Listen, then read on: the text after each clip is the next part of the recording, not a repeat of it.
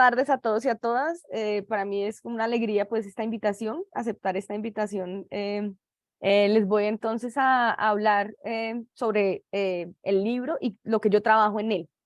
A las patadas, historias del fútbol practicado por mujeres en Colombia desde 1949.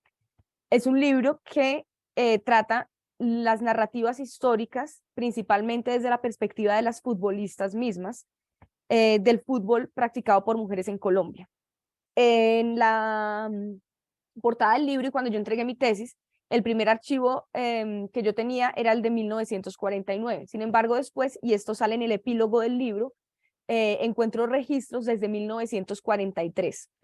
Yo trabajo principalmente, si quieres, eso baja un poquito, por favor. La pregunta de cómo ha sido el desarrollo histórico del fútbol practicado por mujeres en Colombia. Y con esta pregunta me acompaño también de la inquietud sobre qué puede motivar su invisibilización y qué reflexiones suscitan. Porque lo que sucede es que hasta el 2017, cuando yo inicié mi tesis doctoral, no había un solo texto académico ni un libro tampoco que hablara del fútbol practicado por mujeres en Colombia. En el 2021 sale un libro, que es un libro periodístico de Carolina Jaramillo, que se llama Balón de Cristal, historias del fútbol femenino, historia del fútbol femenino en Colombia, si no estoy mal. Y este libro es un libro muy interesante que trabaja también época más reciente y que logra como tener narrativas a partir de entrevistas con futbolistas, pero no es una reflexión académica al respecto como lo es mi texto. Entonces yo me pregunto, si yo encuentro fuentes desde 1949, ¿cuáles pueden ser los motivos por los cuales esto ha sido invisibilizado? Entonces, más o menos son estos dos cuestionamientos los que acompañan esta investigación. Puedes seguir, Estefanía, gracias. Cuando yo empiezo esta investigación, hago una reflexión sobre la historia del fútbol en Colombia y me encuentro única y exclusivamente con textos sobre historia del fútbol practicado por hombres. Aunque lo llaman historia del fútbol, la gran historia del fútbol, los libros que salen son única y exclusivamente de fútbol practicado por hombres y casi ninguno aclara que son solamente sobre fútbol practicado por hombres. O sea, no en ningún lado dice fútbol masculino o algo parecido que nos pueda llevar a pensar que es fútbol practicado por hombres. Es decir, la historia del fútbol en Colombia hasta hace muy poco se piensa como la historia del fútbol masculino o del fútbol practicado por hombres exclusivamente. Al mismo tiempo me encontré con algunos artículos periodísticos bastante cortos y ya en el 2021 salió el libro y tuve la oportunidad de leer el libro Balón de Cristal, una historia del fútbol femenino en Colombia, de Carolina Jaramillo Seligman, que es un libro muy interesante desde una perspectiva periodística. Eso también es algo central en la historia de los deportes en general. La historia de los deportes en general se ha escrito la han escrito principalmente periodistas. Y esto tiene que ver con un desinterés general de la historiografía a la historia de los deportes. Entonces podemos pasar un poco. Yo me enfoco en el análisis de la construcción del sexo y el género, cómo estas dos categorías son construidas y cómo la una no existe sin la otra. También hablo de cómo las entrevistadas, porque yo lo que hago principalmente son entrevistas porque trabajo historia oral, construyen el sentido de su pasado.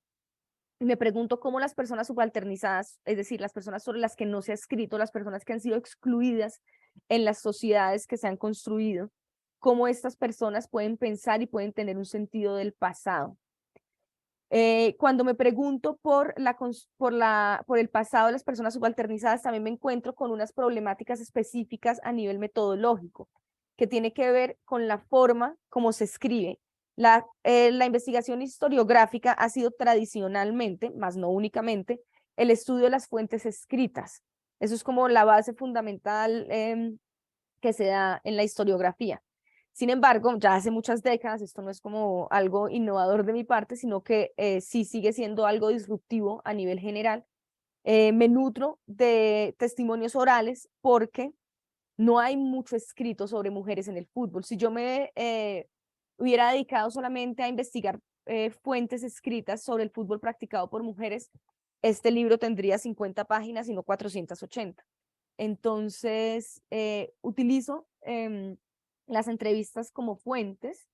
Sin embargo, no es el único motivo por el cual hablo de historia oral, porque es que las historias orales no nos entregan, no nos entregan narrativas que no están escritas, sino que nos entregan también el sentido del pasado de las personas entrevistadas.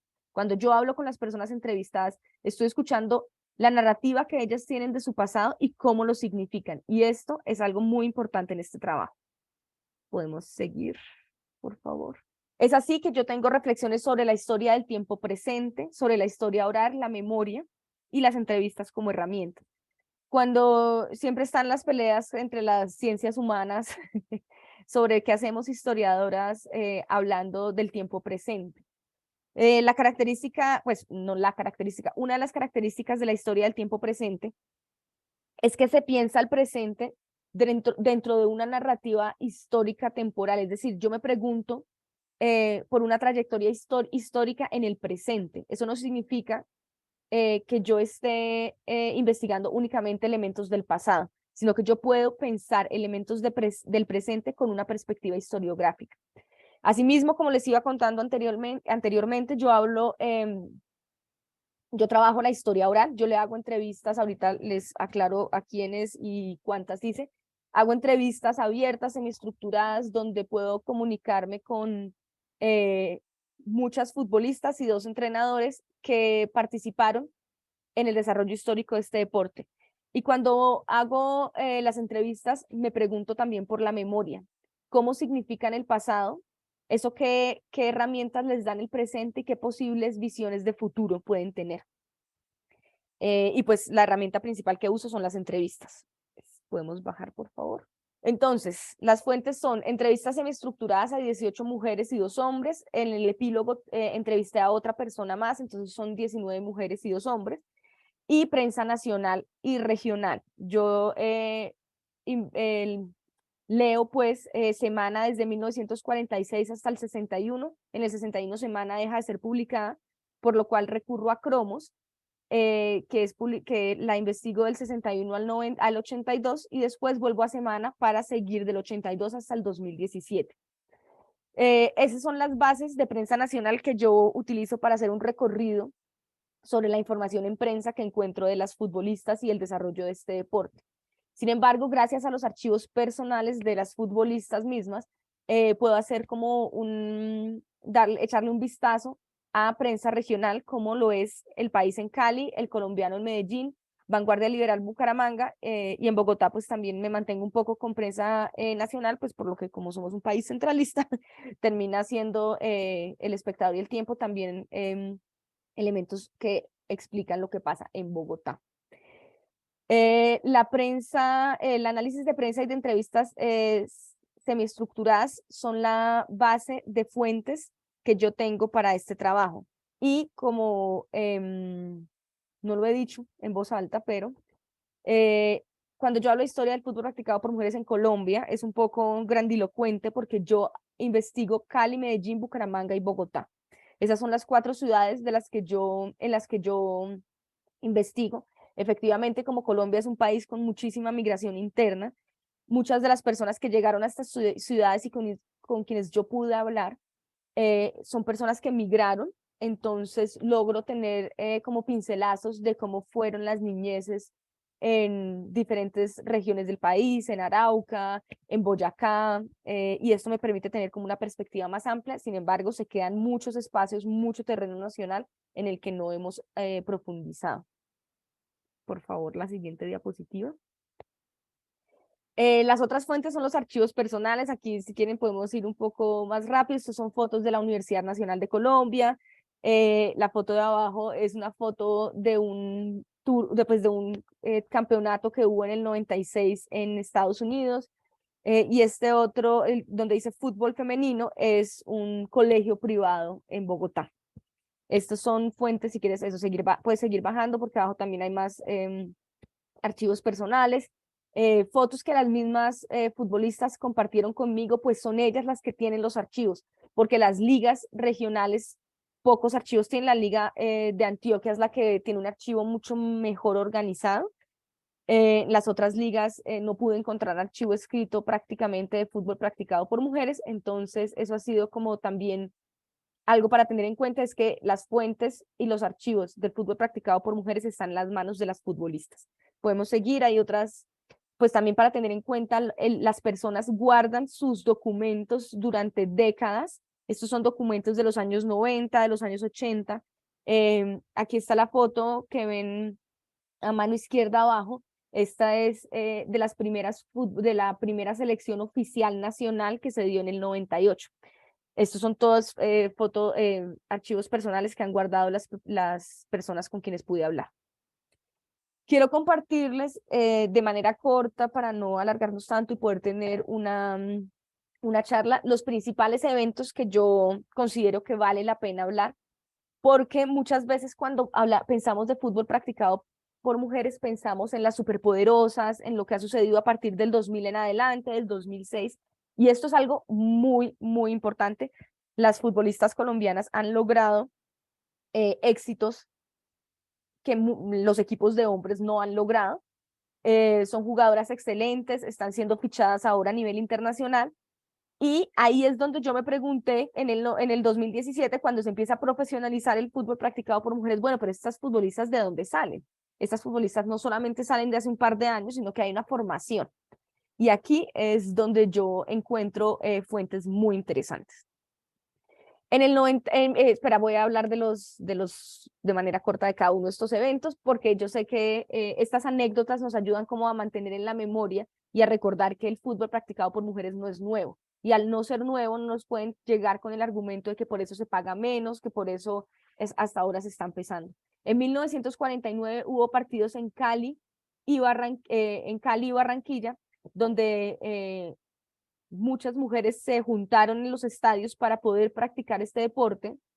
La narrativa en medios deja mucho que desear. Por ejemplo, en Semana publican un artículo que se llama Solteritas y a la orden. En Cali es una reina del deporte la que patrocina, pues la que inicia el partido, entonces se hace mucha alusión a esto.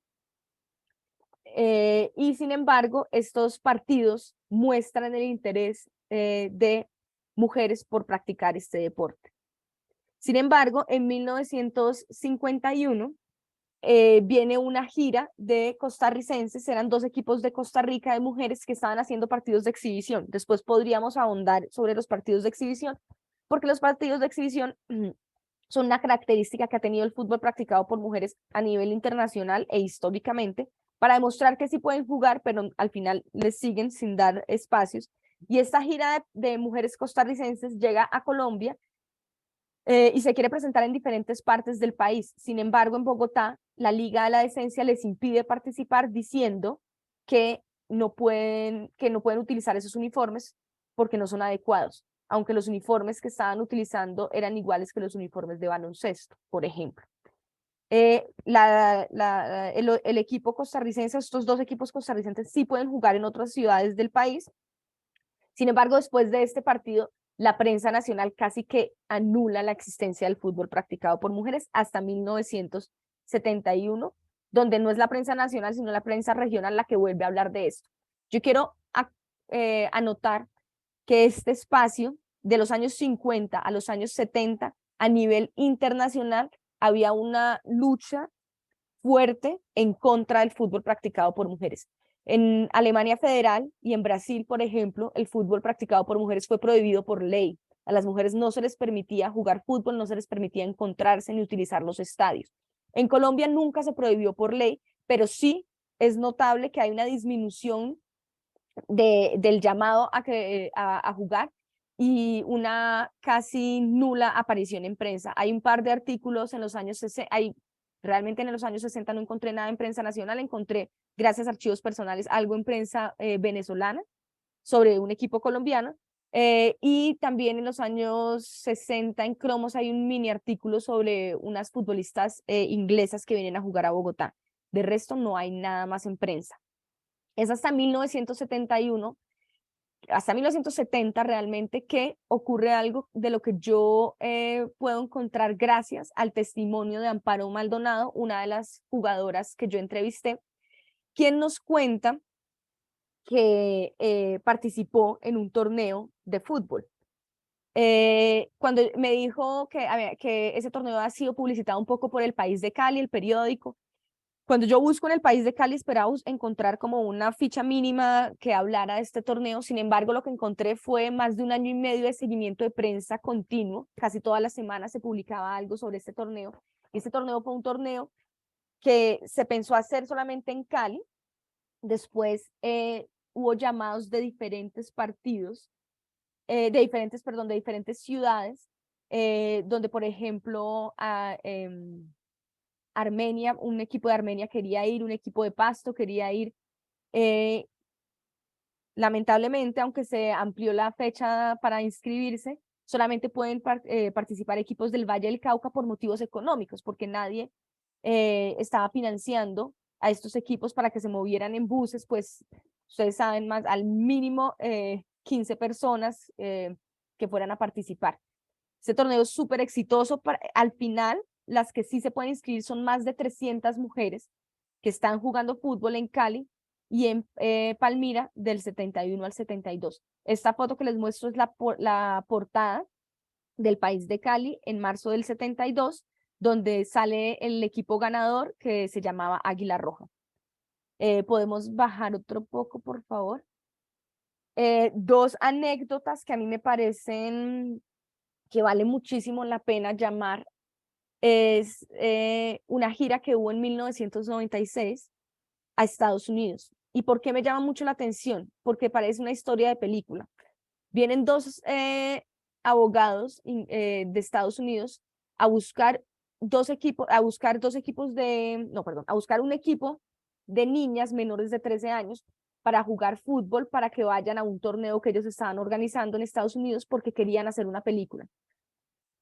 Cuando se encuentran en Colombia con el panorama del fútbol practicado por mujeres, se encuentran que hay escuelas formadoras de niñas, por así decirlo, pero sí se encuentran con entrenadores y entrenadoras. Es así que Margarita Martínez y Orlando Morales, Margarita Martínez de Medellín y Orlando Morales de Bucaramanga, montan los equipos de fútbol. Se hace un pequeñísimo torneo donde juegan diferentes equipos. La final es en Bogotá. Y como quedan empatados el equipo de Medellín y el equipo de Bucaramanga, se va la mitad del equipo de Bucaramanga y la mitad del equipo de Medellín a Estados Unidos. Este equipo viaja a Estados Unidos un mes después de que el presidente de Estados Unidos, que el presidente de Colombia en ese momento le quitaran la visa. A mí me parece que es una historia que muestra también como los alcances que tiene la práctica de este deporte y como las historias que están invisibilizadas. En 1999, en Bucaramanga, se busca romper el récord Guinness del partido de fútbol practicado por mujeres más largo, y juegan 12 horas seguidas en el clima de Bucaramanga. A las 12 del día también juegan porque son 12 horas en las que tienen que jugar. Este récord Guinness nunca se firma porque no logran mandar los documentos, y se pierde pues el haber hecho ese esfuerzo. Sin embargo, queda en la memoria y queda también en los medios de comunicación em, pues, la muestra que hubo un equipo de fútbol en Bucaramanga en 1999 que intentó romper el récord Guinness en este sentido. Puedes bajar otro poquito. Bueno, hay algo que no puse en las diapositivas, pero el primer equipo nacional de fútbol practicado por mujeres se da en 1998, cuando un grupo de futbolistas, después de unos torneos pues nacionales, logra ir a representar a Colombia en Mar del Plata. Cuando yo hablo con las futbolistas e investigo sobre qué es lo que les interesa y cómo ha sido posible que este deporte, que no ha sido financiado, que no ha sido apoyado ni por privados ni por públicos, y que en muchos sentidos ha sido discriminado, ¿cómo hicieron para poder seguir jugando fútbol? Lo que responden es que la autoorganización fue la base. Ustedes pueden ver, por ejemplo, la foto que está a la izquierda. Ella es Nancy Mora, jugadora que fue a Estados Unidos, que fue a Mar de Plata en 1998. Esta foto es del año pasado, donde me encuentro con ella en Bucaramanga y ella tiene su archivo personal, llevó la camiseta con la que jugó en el 98 y tiene sus fotos, la prensa, ¿cómo se llama? Los pasajes de avión, porque para ella sabe que si no es ella la que tiene su archivo, este archivo se va a perder. La autoorganización es la base del fútbol practicado por mujeres en Colombia. Son las mismas jugadoras las que crean torneos, las que logran compartirse comida, las que logran compartir cama para poder seguir adelante y practicar este deporte. ¿Podemos bajar otro poco, por favor? Entonces, de los primeros resultados, además de la autoorganización que ya les estaba diciendo, es que muchas de las mujeres que entran a jugar fútbol lo entran a jugar por sus familiares hombres, que el hermano jugaba fútbol y entonces se iban al parque con los hermanos y los hermanos hacían que los equipos las aceptaran, que el primo, el tío o el papá empezaran a jugar fútbol o que con el abuelo veían fútbol y esa fue su forma de acercarse. Otro resultado principal es que la calle fue uno de los escenarios donde las mujeres pudieron jugar fútbol, porque los estadios no eran espacios que se les prestaran, porque parecía que no valía la pena pues dedicarles este espacio a las mujeres. Como ya les dije, la autoorganización es la base y hasta hace muy poco había muy pocos referentes de mujeres. Yo hablo con mujeres de diferentes edades, desde 70 hasta 26 años, 20, 26 años, y casi todas se consideran a sí mismas como las pioneras, porque no hay una narrativa de referentes, son muy pocas las que se tienen referentes entre ellas. Asimismo, no es lineal, como pueden lograr que se abra fútbol practicado por mujeres en su colegio, la siguiente generación puede que ya no lo encuentre. La Universidad Nacional es un ejemplo de esto, donde varias veces eh, la, se inició un equipo de esta universidad, fue cerrado y las otras volvían a entrar pensando que eran las primeras. Y finalmente, que realmente lo trato al principio, aunque lo voy a decir ahora al final, es que el fútbol en Colombia ha sido utilizado para construir una idea de nación. No es en vano que el fútbol practicado por hombres se profesionaliza cuando poco después del Bogotazo, adelantando la fecha que se había propuesto para presentarlo como una medida de tranquilizar y calmar a las personas luego del Bogotazo. Y es así que el fútbol practicado por hombres ha sido una narrativa mediática sobre lo que es la nación colombiana, la representatividad. Y esta idea de nación se construye en masculino y por eso las mujeres no tienen cabida en ella. Podemos bajar, por favor. Acá podemos ver equipos que están pues en diferentes momentos. Hay uno, el de la cancha de tierra es en Bucaramanga, el donde están con las cobijas es un torneo universitario en Bogotá y pues ahí donde pues sí está marcado es la selección del Valle del Cauca en el 92. Podemos bajar, por favor. Eh, el fútbol practicado por mujeres, así como se reconoce por la autoorganización, también las discriminaciones y las luchas son parte de esto. Y casi que, si no estoy mal, esto es de las últimas frases que quiero compartirles. Y es una frase de Juliana Román, una jugadora que jugó en Colombia, después jugó en Europa y ahora juega en Argentina. Ella es parte de una organización que se llama La Nuestra Fútbol Feminista y tienen un proceso súper interesante, muy fuerte y como con muchísima base social en Argentina. Cuando yo la entrevisté a ella me dijo algo que me dejó sonando y que cuando lo he compartido con otras jugadoras se siente muy identificada. Y es esa inconsistencia tan grande entre lo que me hace feliz, que al mismo tiempo es como la mayor fuente de sufrimiento. Para las futbolistas, jugar fútbol es lo que las hace felices. Y sin embargo, han sido discriminadas históricamente, les han gritado en las canchas, sus familiares les han dicho que no puede ser así, y esto ha generado que sufran por hacer lo que quieren. ¿Podemos bajar, por favor?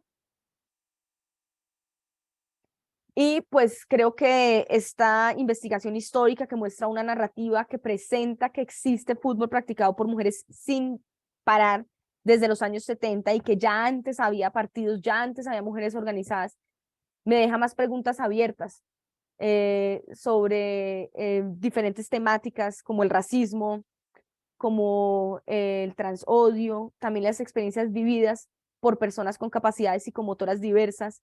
Estas son preguntas que quedan abiertas y que pues espero que en próximas investigaciones podamos ahondar más. Y si no estoy mal, esa es la última diapositiva. Ah, bueno, esta es Miriam Guerrero. Este era un audio, pero el audio no lo vamos a compartir, no pasa nada. Miriam Guerrero cuenta que ella no tuvo muchos referentes de mujeres y que para ella es importante que empecemos a recordarlas y a tener referentes. Entonces, con esto quisiera como dar pie para las preguntas, porque un monólogo de la historia del fútbol practicado por mujeres iría en contra de la misma historia del fútbol practicado por mujeres, que jamás ha sido un juego solo, sino siempre ha sido en colectivo.